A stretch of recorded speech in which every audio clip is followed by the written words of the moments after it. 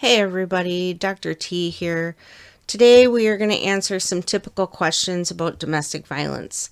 Some of the information shared today has been discussed in previous videos, but I cannot stress enough how important this information is and will continue to speak out against DV. What is domestic violence?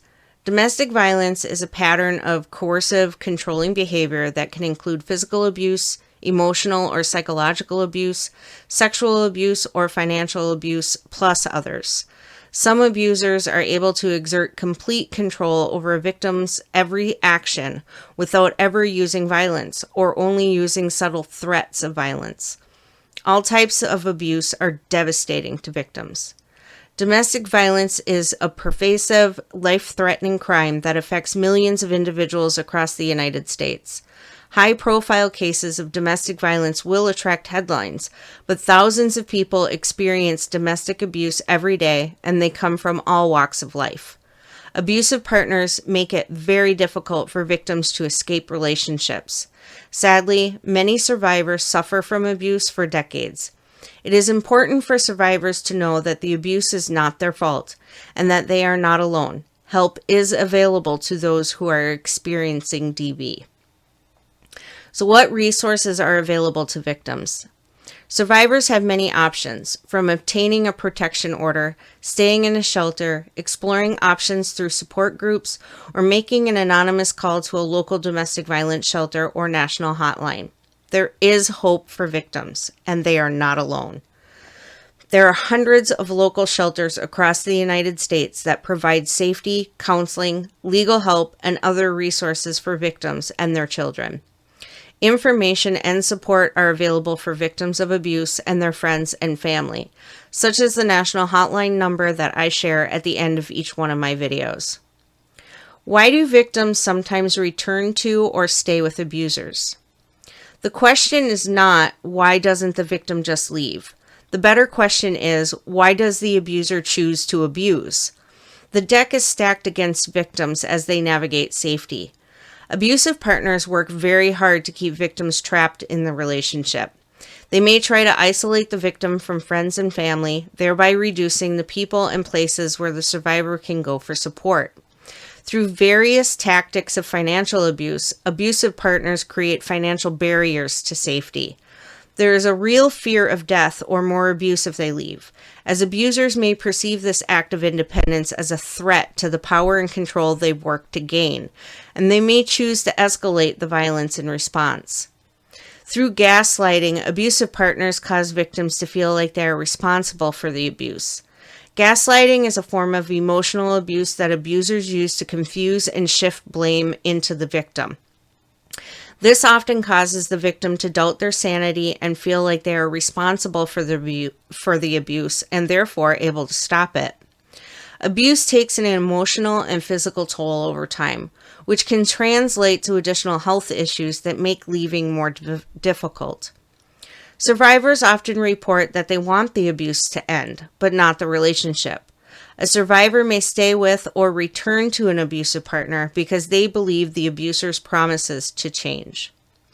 Do abusers show any potential warning signs? There is no way to spot an abuser in a crowd, but most abusers share some common characteristics. Some of the subtle warning signs include they insist on moving quickly into a relationship. They can be very charming and may seem too good to be true. They insist that you stop participating in your preferred leisure activities or spending time with family and friends. They are extremely jealous or controlling. They do not take responsibility for their actions and blame others for everything that goes wrong. They criticize their partner's appearance and make frequent put-downs, and their words and actions don't match. It's important to remember that domestic violence is first and foremost a pattern of power and control. Any one of these behaviors may not be indicative of abuse on its own until it is considered a part of a pattern of behavior. Is it possible for abusers to change? Yes, but they must first make the choice to change their behavior. It's not easy for an abusive partner to stop choosing abusive behavior, and it requires a serious commitment to change. Once an abuser has had all of the power in the relationship, it's difficult to transition to a healthy relationship where each partner has equal respect and power. Sometimes an abusive partner stops one form of abuse, for example, the physical violence, but continues to employ other forms of abuse, such as emotional, sexual, or financial abuse. It is important to remember that domestic violence includes one or more forms of abuse and is a part of an overall pattern of seeking power and control over the victim. Are men victims of domestic violence? Yes. Men can be victims of domestic abuse. Domestic violence affects millions of individuals across the United States, and 1 in 9 men in the United States reported contact sexual violence, physical violence, and/or stalking by an intimate partner at some point in their lifetime. Pervasive stereotypes that men are always the abuser and women are always the victim discriminates against survivors who are men and discourages them from coming forward with their stories. Survivors of domestic violence who are men are less likely to seek help or report abuse. Many are unaware of services for men, and there is a common misconception that domestic violence programs only serve women. When we talk about domestic violence, we are not talking about men versus women or women versus men. We're talking about violence versus peace and control versus respect.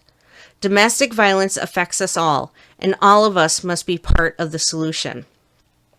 How does the economy affect domestic violence? A bad economy does not cause domestic violence, and the only person responsible for abuse is an abuser.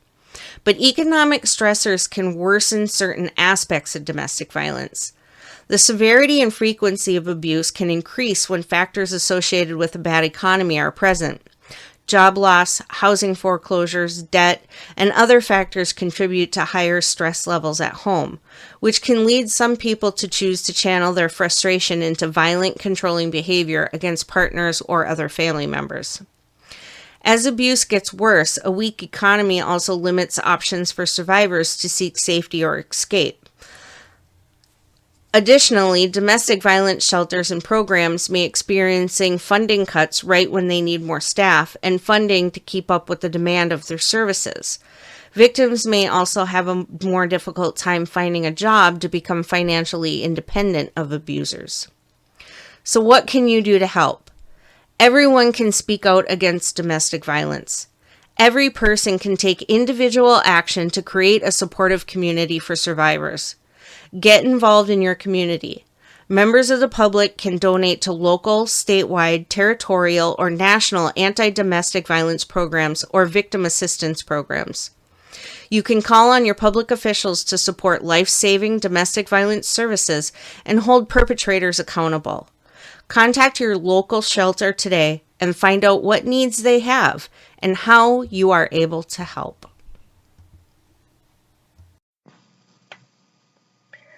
If you or someone you know is in an abusive situation, call the National Helpline at 1-800-799-SAFE or text START to 88788. Everyone deserves a healthy relationship.